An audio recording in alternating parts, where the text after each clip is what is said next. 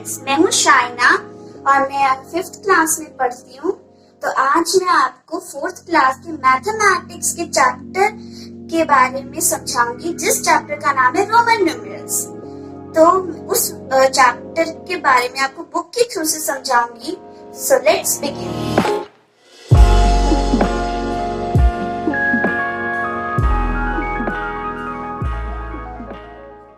तो ये है रोमन न्यूमेरल्स चैप्टर। तो रोमन न्यूमेरल्स के ये सिंबल्स होते हैं और ये नंबर्स हैं उनके। तो पहला नंबर है 1। 1 का सिंबल होता है I, 5 का सिंबल होता है V, 10 का सिंबल होता है X, ऐसे 50 का सिंबल होता है L और 100 का सिंबल होता है C।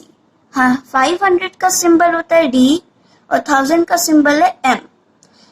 और रोमन न्यूमेरल्स के सिस्टम में 0 का कोई भी सिंबल नहीं होता। तो ये कुछ एग्जाम्पल्स है। तो पहला एग्जाम्पल है ये। तो इसको कैलकुलेट हमें करना है। तो फिर जैसा हमने इधर पढ़ा, I का मतलब है 1, तो 2 I है, तो इनको हम कैलकुलेट करेंगे। 1 + 1 = 2। 1 को हमने प्लस करा तो उसका आंसर है 2, तो इसका मतलब ये 2 है। अब ऐसे ही ये 3 I's है I, तो फिर ऐसे हम 1 + 1 + 1, तो इसका आंसर है 3, तो ये हुआ 3।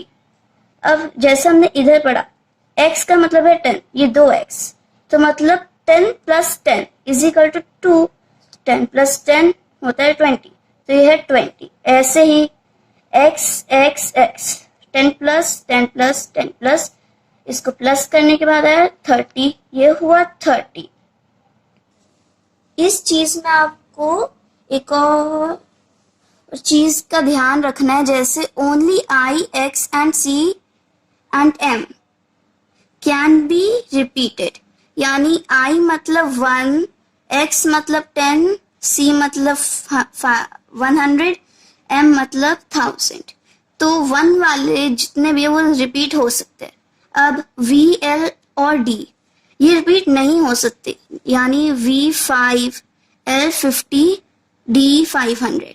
तो 5 वाले जितने भी है ये रिपीट नहीं हो सकते। अब इनमें I, X, C और M, इसमें भी एक चीज का ध्यान रखना है कि ये 3 टाइम्स से ज्यादा बार रिपीट नहीं हो सकते। जैसे X X X यानी 30, इसका 40 नहीं हो सकता है, यानी X X X और X नहीं हो सकता है ये। तब हम सेकेंड एग्जाम्पल की तरफ चलते हैं। तो फिर सेकेंड एग्जाम्पल फर्स्ट एग्जाम्पल की तरह ही है। तो जैसा हमने देखा, V का मतलब होता है 5 और I का मतलब होता है 1। तब इनको हम ऐड करके देखेंगे। 5 + 1 होता है 6, तो ये 6 है। ऐसी V मतलब 5 और 2I का मतलब होता है 2, 1 + 1, तो ऐसे इसको ऐड करेंगे। 5 + 1 + 1 होता है 7, तो ये 7। ऐसी ये V का मतलब 5, I मतलब 3, तो 5 + 1 + 1 + 1 8, तो ये 8 हुआ। अब यही जैसे X का मतलब होता है 10, तो और I का मतलब होता है 1, तो 10 + 1 होता है 11, तो ये हुआ 11। अब X का मतलब 10, I मतलब 2, 10 + 1 + 1 12। अब X का मतलब होता है 10, V का मतलब होता है 5, 10 + 5 = 15, ये भी 15 हो गया। अब L मतलब होता है 50, X मतलब होता है 10। अब 50 + 10 करेंगे तो हो जाएगा 60, तो ये हुआ 60। L + X + X करेंगे तो L मतलब होता है 50, 10 मतलब 10, मतलब X मतलब 10, ये भी X मतलब 10, तो इनको प्लस करके आया 70, ये हुआ 70। तो एग्जाम्पल 3 है।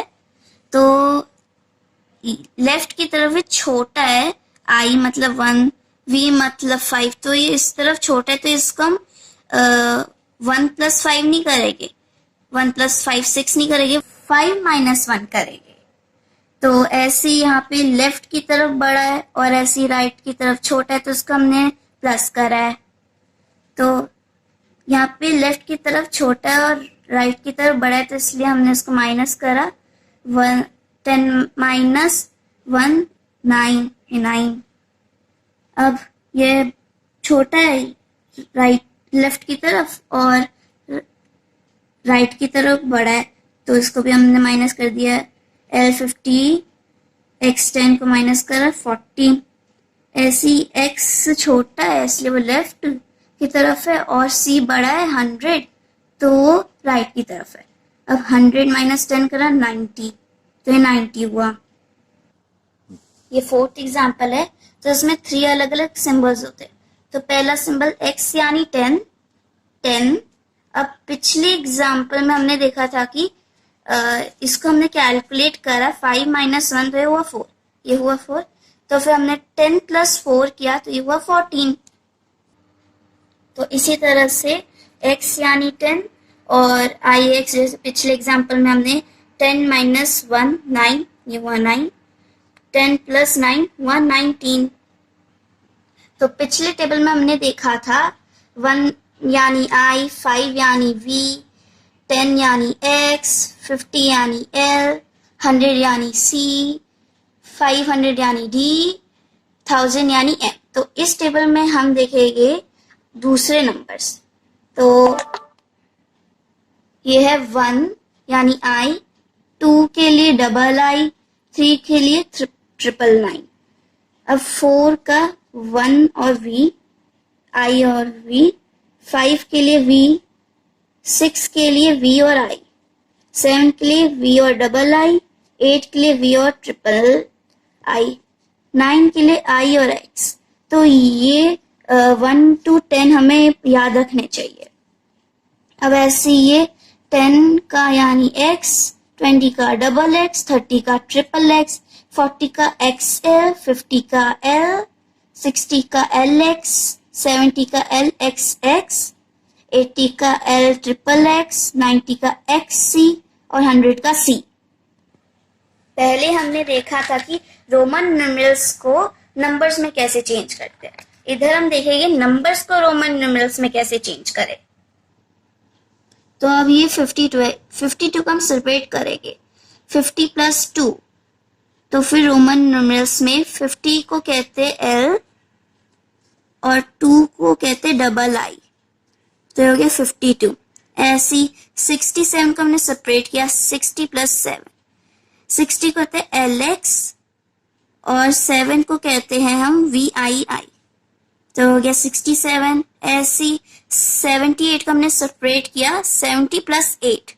70 को कहते थे LXX और 8 को कहते हैं VIII, तो हो गया 78। तो इस तरह से हमारा रोमन न्यूमरल्स का चैप्टर पूरा होता है।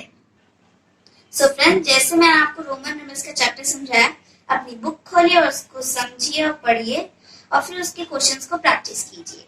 Okay friends, bye bye.